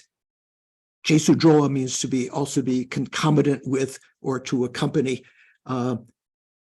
morality. In other words, when he taught about, after he taught about generosity, the next thing he talked about after that was that you need to accompany your generosity with morality. Okay, so the commentary says, immorality or bad ethics is a source of numerous flaws, such as being led to the lower realms, right? And then what can you do, once you're there? So you have to guard morality. Having engaged in the discourse on generosity, the Buddha, who had defeated all negative karma, proceeded to the discourse on morality to ensure that the qualities like generosity do not become wasted. That is to say, he conducted the discourse subsequent to generosity. So what does it mean, wasted? As you were describing that they could ripen in the lower realm and they would have no effect to improve. Right. So in the lower realms, it's like you've got this harvest of corn, but you eat it all. You don't use it to make more generosity, once you're in the lower realms. So it's, in a sense, the resources are wasted in that sense. Let me see, how did Jeffrey change it? He says, faulty ethics is a source of many faults, such as being led to bad migrations. Therefore, immediately after discoursing on giving, the conqueror who had overcome all sins spoke on the achievement or manifesting the achievement of accompanying giving with ethics. So having it concomitant with ethics, so that the benefits thereof would not be wasted. So this is Tibetan traditional translation of that, wasted. So sometimes when we talk about karma is never wasted. What does that mean? Stephen, do you know? Well, it always comes to fruition. I think that's what that means.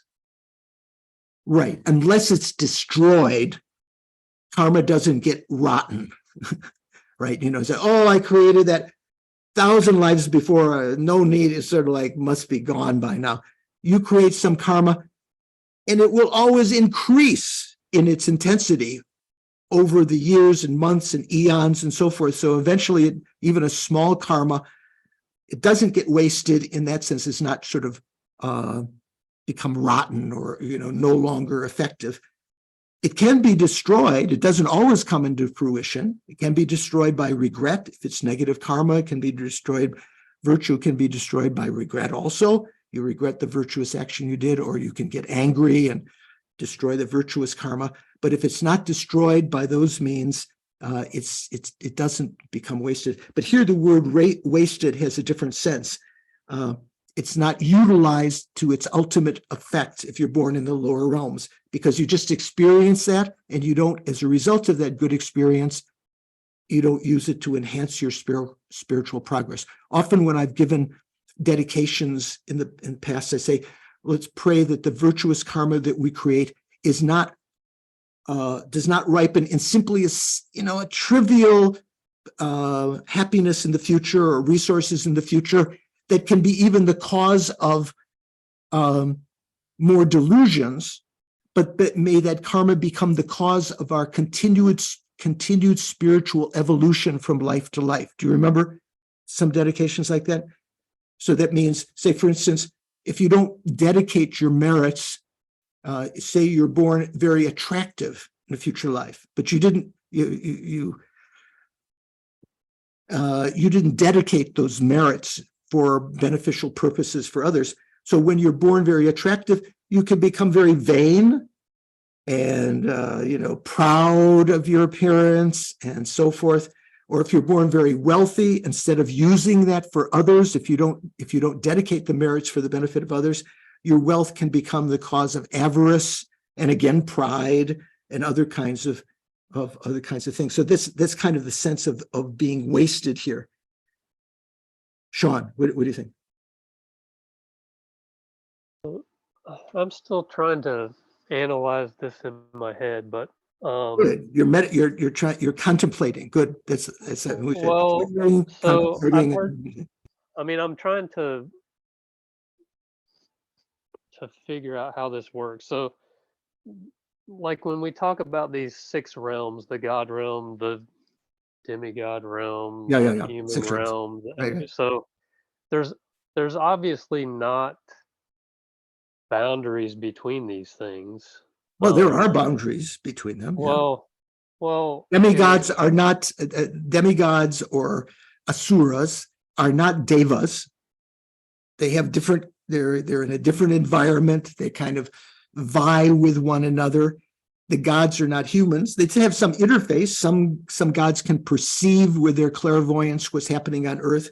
They can even appear in the human realm and do things and so forth. right, But they're different. They're different realms. Well, right, but I mean, like, I guess the thought that kept coming to my mind was like, if a dog is in the animal realm, is floating down the river, and I would drag it out of the river and from the human realm, like I'm helping a being from a different realm.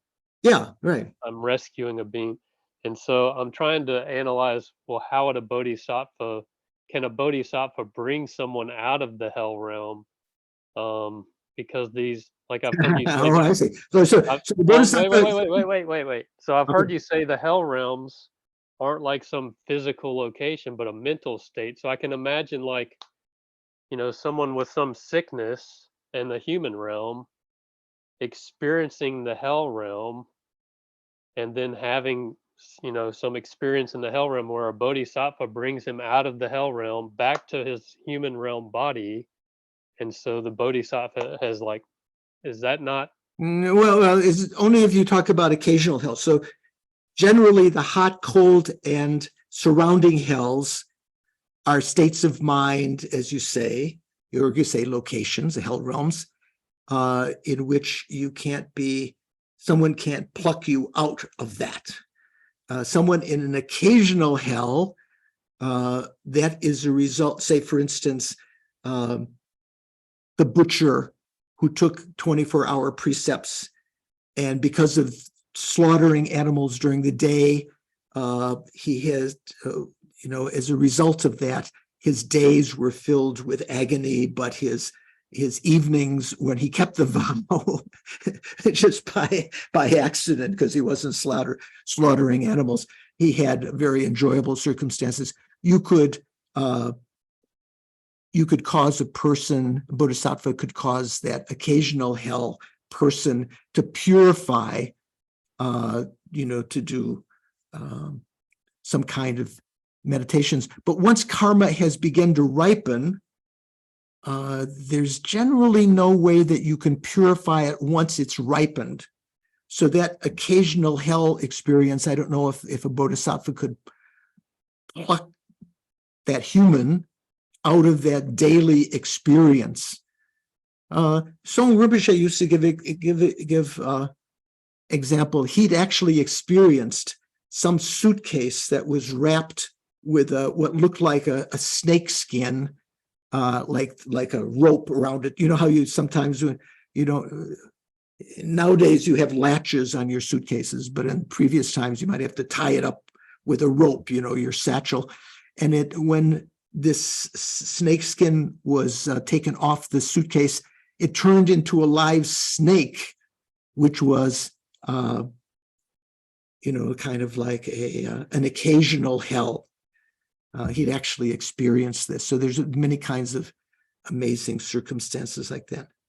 One last question before we continue. Jennifer, you have a question. Thank you, Venerable George. The question is, let's say someone who donates money to a children's hospital because their main motivation is to have their name, recognized. Would that be the non-virtue of covetousness to the worldly concern of reputation? Or I'm just trying to figure out, like the mechanics of that, and would the ripened result be a lower? So that would be mixed karma, right? When we talk about striped karma, the idea of striped karma is kind of like if you take a white and black strands of rope and you twist them together. You have a rope that's not completely white, not completely black. It's kind of striped. So there would be some benefit in the future.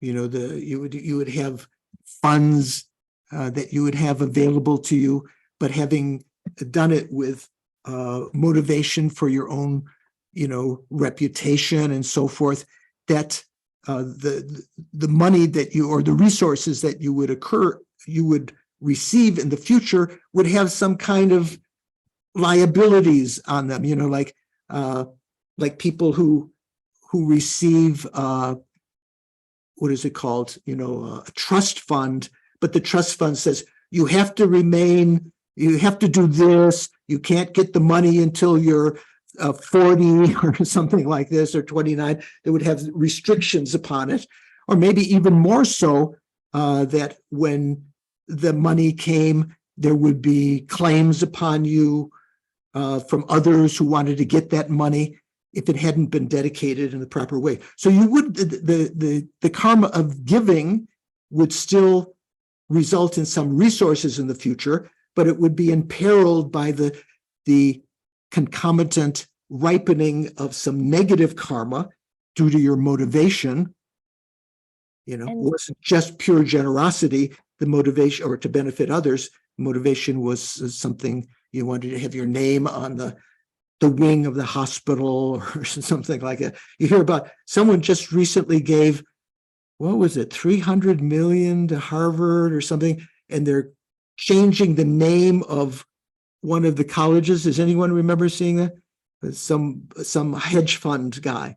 So the fact that he's, you know, he demanded that that they change the name of the college, not Harvard, not the name Harvard, but the one particular part of that, you know, that's mixed. So he'll have some incredible, you know, result of that in the future, resources, but there'll be, you know, there'll be sort of all sorts of restrictions on that. So he won't be able to enjoy that the way that if he had given it with altruistic intention.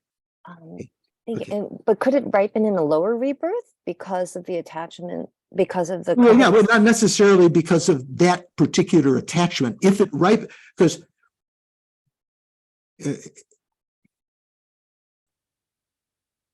you know, he can be reborn in the lower realms, and that can ripen as resources in the lower realms, not necessarily because of the attachment, but if he was in general an immoral person, which might be the case in many of these people that have this great wealth, sometimes they achieved it through some kind of dirty means or something, tax evasion or sneakiness or insider trading or something like this.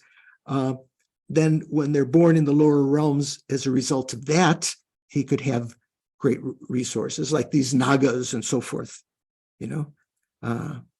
Generally, if you're born in some pretas may have some power as a result of generosity in the past, but in the hell realms, probably if you're born in the hell realms, the resources don't come don't ripen very much there. There might be a cool breeze occasionally. Thank you, Venerable Okay.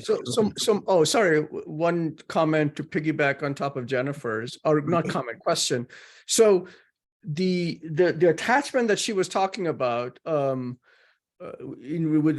accompanied that generosity, that karma will not be throwing karma. So he might be thrown down into the lower realm for some previous throwing karma that he created, and then he might have some resources because of that generosity, right? That's what you're saying.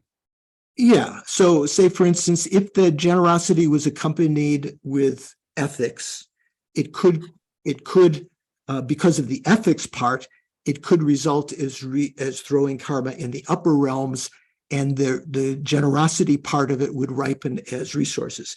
If it was accompanied with bad morality, you know, lack of ethics, then that could cause rebirth. The ethics part could cause rebirth in the lower realms, but just doing something with attachment probably is not is not strong enough unethical behavior to be born in the lower realms. Okay, Snehi, just one last question, Snehi. Sorry, Venerable George, but Yeah. because we're talking about throwing karma, Yeah. doesn't that depend very much on, at the time of death, what is being generated in my mind, what experience, like whatever good I may have done, but at the time of my death, I somehow have, regret that I did something good, or some other negative thought comes up. Wouldn't that be the throwing karma, irrespective of whatever happened before that? No, that negative thought at the time of death could help to ripen the karmic seeds that are already there, right? So if you have a virtue, it said it's very important to die with a virtuous mind. So if you're helping people in hospice or people that are dying, to reassure them, to have a happy mind, to make prayers that in the future they would be ethical and so forth, that can help to ripen virtuous karmic seeds on their mind stream. If they're dying bummed out, that can cause, with negative mind, anger rising, that can cause negative seeds that are already in their mind, on their mind stream, to ripen, to throw them in the lower realms. So it's very good advice that when people are dying, that you don't try to convert them, to Buddhism. You can say, think of Jesus, or think of Allah, or whatever they might believe in, or if they don't believe in anything, just to have a calm mind and to be, not to do anything that would cause them to get angry at that time. Thank you. Okay, so the commentary said, I think have to be repeating some of this. Immorality is a source of numerous flaws, such as being led to the lower realms. Having engaged in the discourse on generosity, the Buddha, who has defeated all negative karma, proceeded to the discourse on morality to ensure that qualities like generosity do not become wasted, right? So if they're in the lower realms, they're essentially wasted because you don't use it to create more virtuous karma. That is to say, he conducted the discourse subsequent to generosity, the discourse on ethics. The reason is that morality as the foundation of all qualities is the field, or as Jeffrey translates, what did it say? The field, the basis here. The reason for this is that ethics is the base of all auspicious qualities. Basis of all auspicious qualities. You have to think about that. And therefore is alone the field. You have to think about what that means. When qualities such as generosity and so on spring up in the field of morality, so this is like the field. So when generosity and other virtuous qualities, when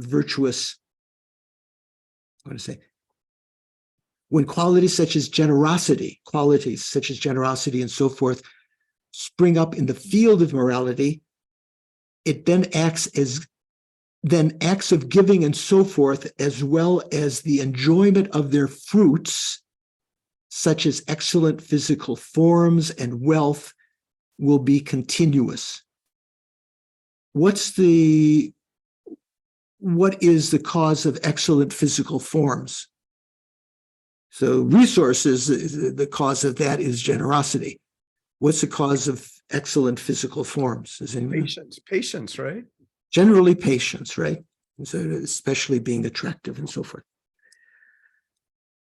In this way, the array of such excellent fruits will increase as one is born in the upper realms, because you could use that then. Say if you're born attractive, you could use that like the proverbial dakini of Tantra to entice the men to practice virtue, right? Or as a handsome man, you can entice those who are attracted to your physical form to be virtuous, generally, maybe you if you don't dedicate those merits, having that attractive form may use you, as people are attracted to you, you may take advantage of that, right? In this way, the array of such excellent fruits will increase, and one will be able to enjoy these for a long time. Otherwise, one will not be able to enjoy such continuous fruits. The significance of the above lines is this: those who give should consider not only the possibility of the perfect enjoyment of wealth, of resources, which is the fruit of generosity, but they should also consider what the perfect form of existence is for enjoying such material resources. Where's the best place to be able to enjoy that? Human realm. Born as a god, okay, but because of their enjoyment in the god realm, the deva realm and the asura realm, it's although they can practice virtue, generally they can't take the pratimoksha vows or other kinds of vows in those realms. They don't have the same kind of sense of urgency because their lifespans are so long, and so they don't necessarily practice morality. So the best place is as a human. For these two, one should understand that moral discipline is an extremely important means, extremely important method. As for the bodhisattvas on the beginner stage, is before the path of seeing. So like William's question about whether this is talking about,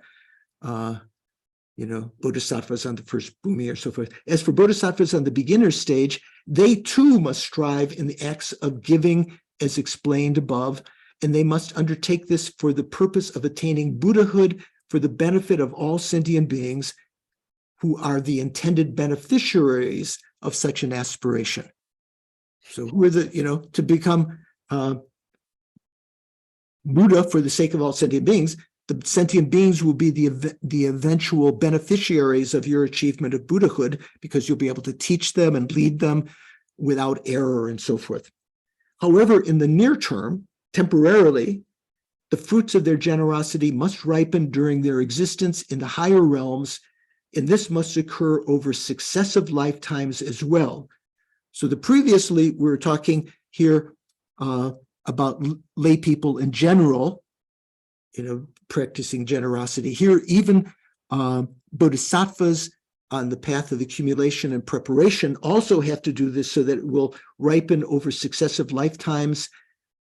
As for such births, this depends on morality, and without such forms of favorable existence, the conditions for practicing the bodhisattva deeds will remain incomplete. Right? Even having a perfect human rebirth, when we talk about what are the causes of perfect human rebirth, what do we usually say? Sheila, do you know in the Lan room, what does it say the causes of perfect human rebirth are?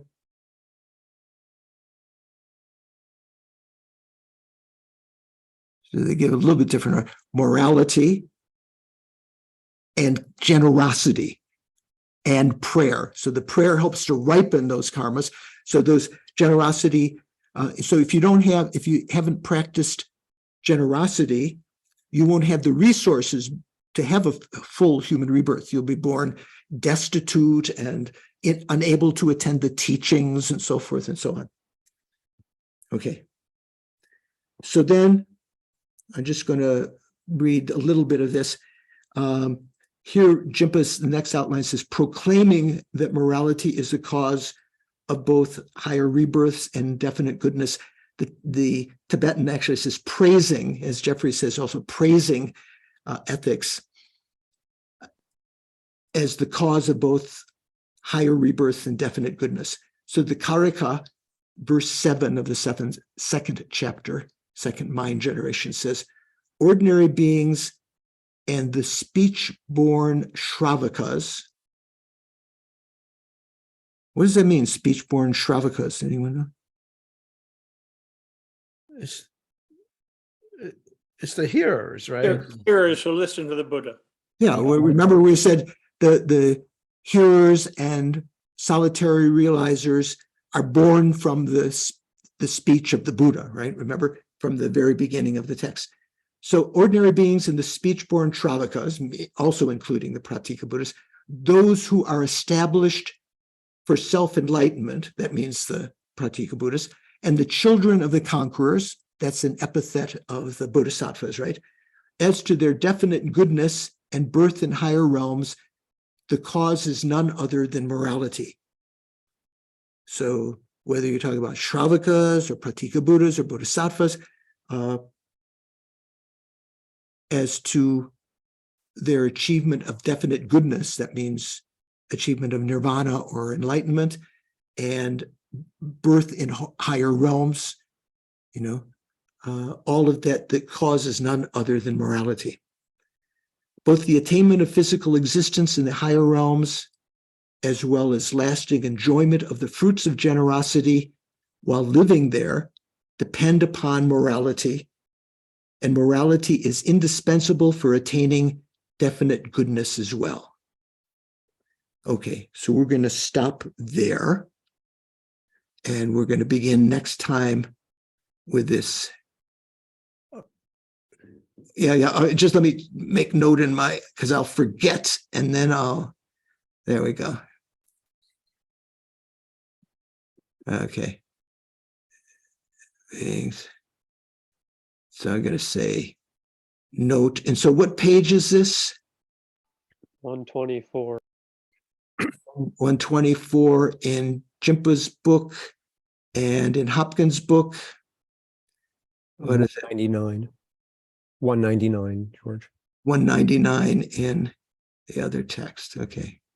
Sometimes it doesn't go to my thing. So Shankar, you had a I had a question on this in the previous section or the previous page where it says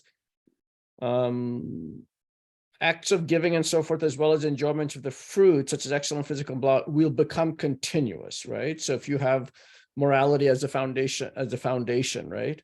So is this, I remember like many years ago, Khyabje Lama Zopa Rinpoche at a retreat had said that if you are living in the vows, living in ethics, and living in the vows, then whatever, even any neutral action becomes virtuous. So is this related to that? I mean, because he had said, and he had specifically said, even when you're sleeping, it becomes virtuous. Yeah, right. So that's the advantage of taking vows, right? So taking the pratimoksha vows as a lay person, so it doesn't mean only the vows of a monk or nun, it means the vows of a lay person, or the 24-hour vows. Like say, for instance, the butcher who took the 24-hour vows and he broke them during the day and kept them at night. So he created heavy negative karma because of breaking them, but incredibly positive karma by keeping them during the day when he wasn't. Well, I guess it's specifically, I'm talking about this being continuous business, right? Which is like the farmer sowing this, getting the seeds from the harvest, and it continues. So is this something like, is this similar to what Rinpoche was saying? I guess that's my question. So if you're talking about the Buddhist pratimoksha vows, do the pratimoksha vows continue continuously and in future lives? We talked about this before. They end at the end of one's life. Bodhisattva vows you take, you may have some consequence in future lifetimes of taking them if they actually take root in your consciousness. But keeping the pratimoksha vows, here the continuity is talking about the continuity over many lives. When you talk about the pratimoksha vows, you're continuously creating virtuous karma while you're alive, because whether you're thinking about, let's say right now, I'm not thinking about killing, or I'm not thinking about protecting life. just because of the absence of either of those thoughts, I'm not creating negative karma or positive karma. I'm just in a neutral state. But if you've taken the pratimoksha vows, or you're taking a vow not to kill, let's say you're taking one of the lay vows, you think, I'm not going to kill. And you've when you took that vow, made a very strong resolution. That was your plan, not to kill. Even if you forget that, at a state like this right now, when your mind is neutral, you're still creating virtuous karma continuously, even when you're asleep, when you're dreaming, even if you create some negative acts in the meantime, you're creating virtuous karma as a result of having taken that vow. So that's a different meaning of continuous. That means continuous during the life. Here, the idea of continuity means continuity of lifetimes. If you keep ethics, you can have a continuity of human rebirths when you can continue to practice. Okay. So, wow. Okay. Good questions. We're going slow because you have questions, but I assume that people are okay with that. Don. Just a short question.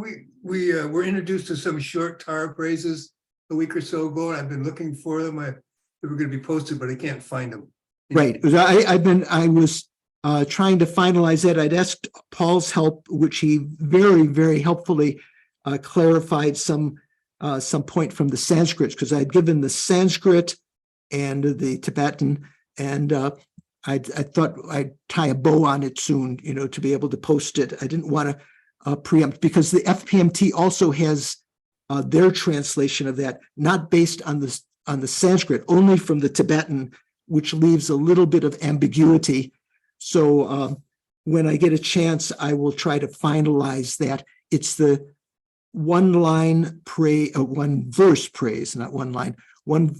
praise that Tara gave Atisha when he was very ill, and she said that that he could get rid of this illness by reciting the 21 praises.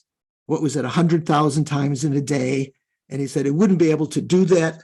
Is there some other method? So she gave him this one verse, which in dire circumstances like that, when you can't recite the 21 taras that many times, you can recite each recitation of that one verse was karmically equivalent to reciting the 21 verses. So I thought those of you who wanted to pray for Lama Zopa's rebirth, one of the karmic consequences of reciting the 21 praises 2, 7, or 21 times is that your wishes will be fulfilled and so forth. So I thought to recite that one verse 21 times, like when we do the Tara Chidamani for mandala offerings, you recite the praise. I think you end up reciting, I can't remember. It's 2, 3, and 7 times. 2, 3, and 7, right. So 5 and 7. So the 2 and the 7 are particularly significant, because in the benefits of the 21 Tara praise, it's said that if you recite it these number of times, that your wishes can be fulfilled. So I'll try to have that up, but I wanted to not preempt FPMT's version. I wanted to make sure that it was the version that I was presenting was, at least as accurate as I could make it. Okay, so yeah, someone had. So if you could put William, sorry. I just had one more thought on the Tantra and the Bodhisattva. Yeah. Since it's said that the tantric path could lead to enlightenment within 3 years, let's say, it's a very quick route to enlightenment, and therefore it must be the path that is achieved just before any enlightenment. And therefore, although the Bodhisattva did not encounter Tantra, before entering the path of seeing at the very end, when he achieves Buddhahood, it would be through that very same path. Right. Or she, yeah, he or she, yeah, right. That would be he or she. That would be the. I just thought, well, maybe that's what it means. So that's according to Tantra. According to the sutra teachings, it's possible to achieve enlightenment just by the bodhisattva path alone over 3 countless great eons. But according to Tantra, they say, no, that's not quite right. At the very end, at the time of that the bodhisattva is about to enter into the Vajra-like equipoise at the end of the 10th bhumi, the Buddhas appear and they offer what's it called? The knowledge, wisdom, the wisdom gnosis initiation, a sort of consort, in order to bring the winds into the central channel to generate the subtle, most clear light mind, and that the bodhisattva then achieves that final enlightenment. It's not as though the bodhisattva, all the bodhisattva 3 countless eons were worthless.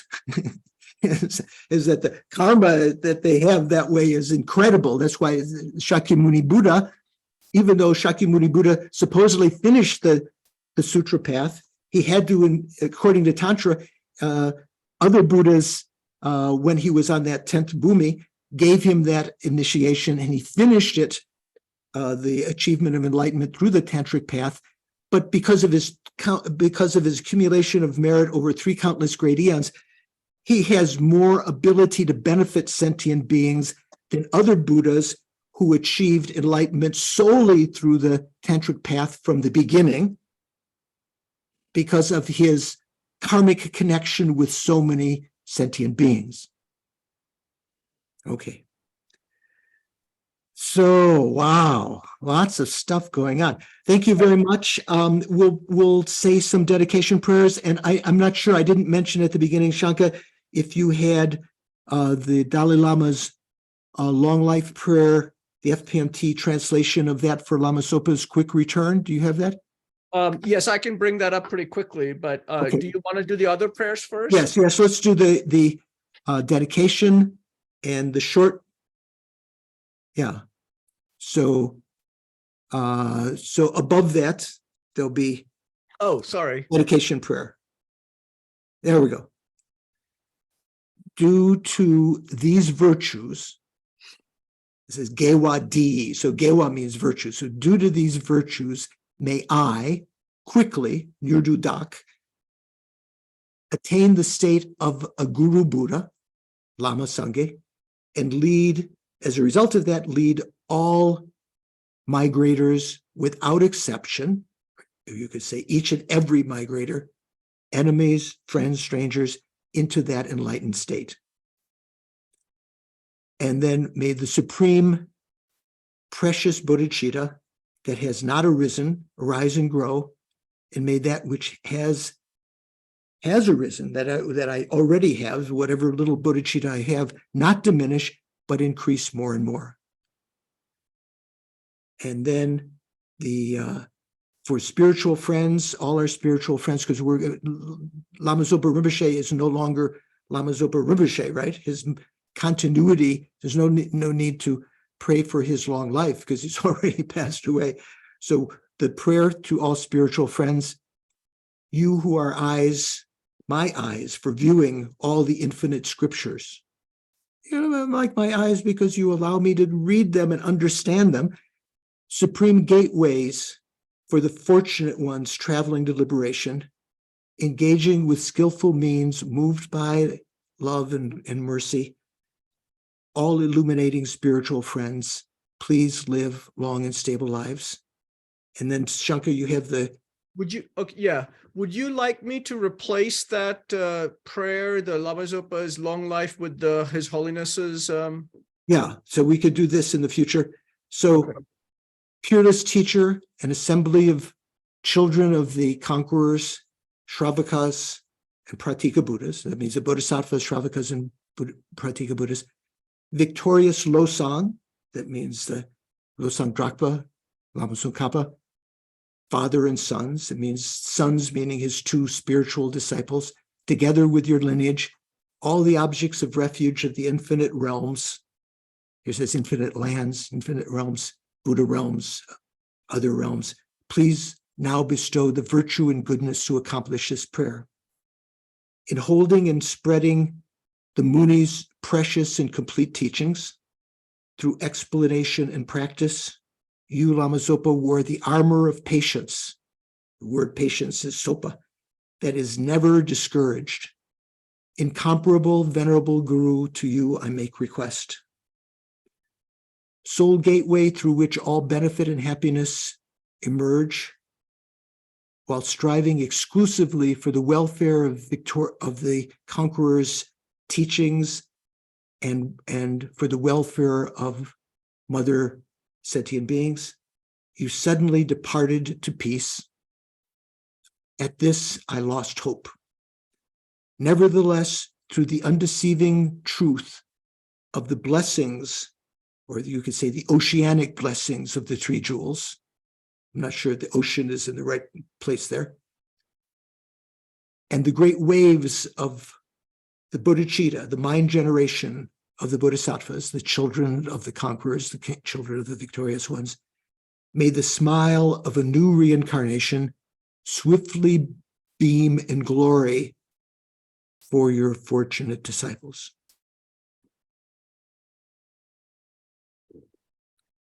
So think this is a prayer, but also we can think of it as a dedication, because we're not just asking something, we can dedicate the merits that we created today and in the past and in the future.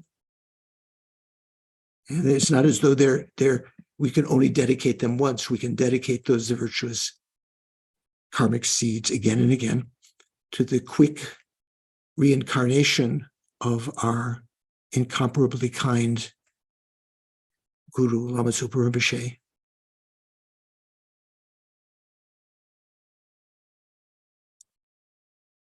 Okay, thank you very much. By the way, I think next week will be kind of like our year anniversary of this class. Oh, wow. Okay. I think it's sometime, yeah. Yeah, I don't know. You can look on the, I can't keep track of these things. I have to go back to YouTube and see the dates and the lectures. So the first lecture, maybe you can see what it was. So look forward. June 4th. Oh, June. Okay. Okay. Got a little couple weeks yet. Look forward to seeing you next week. Read ahead, go over what we said. There's definitely next time we'll finish this section on ethics and begin the section on patience. And if you have the wherewithal, we'll have a discussion group on Monday. It's been quite lively. We have a good group of people that come. So look forward to seeing you then.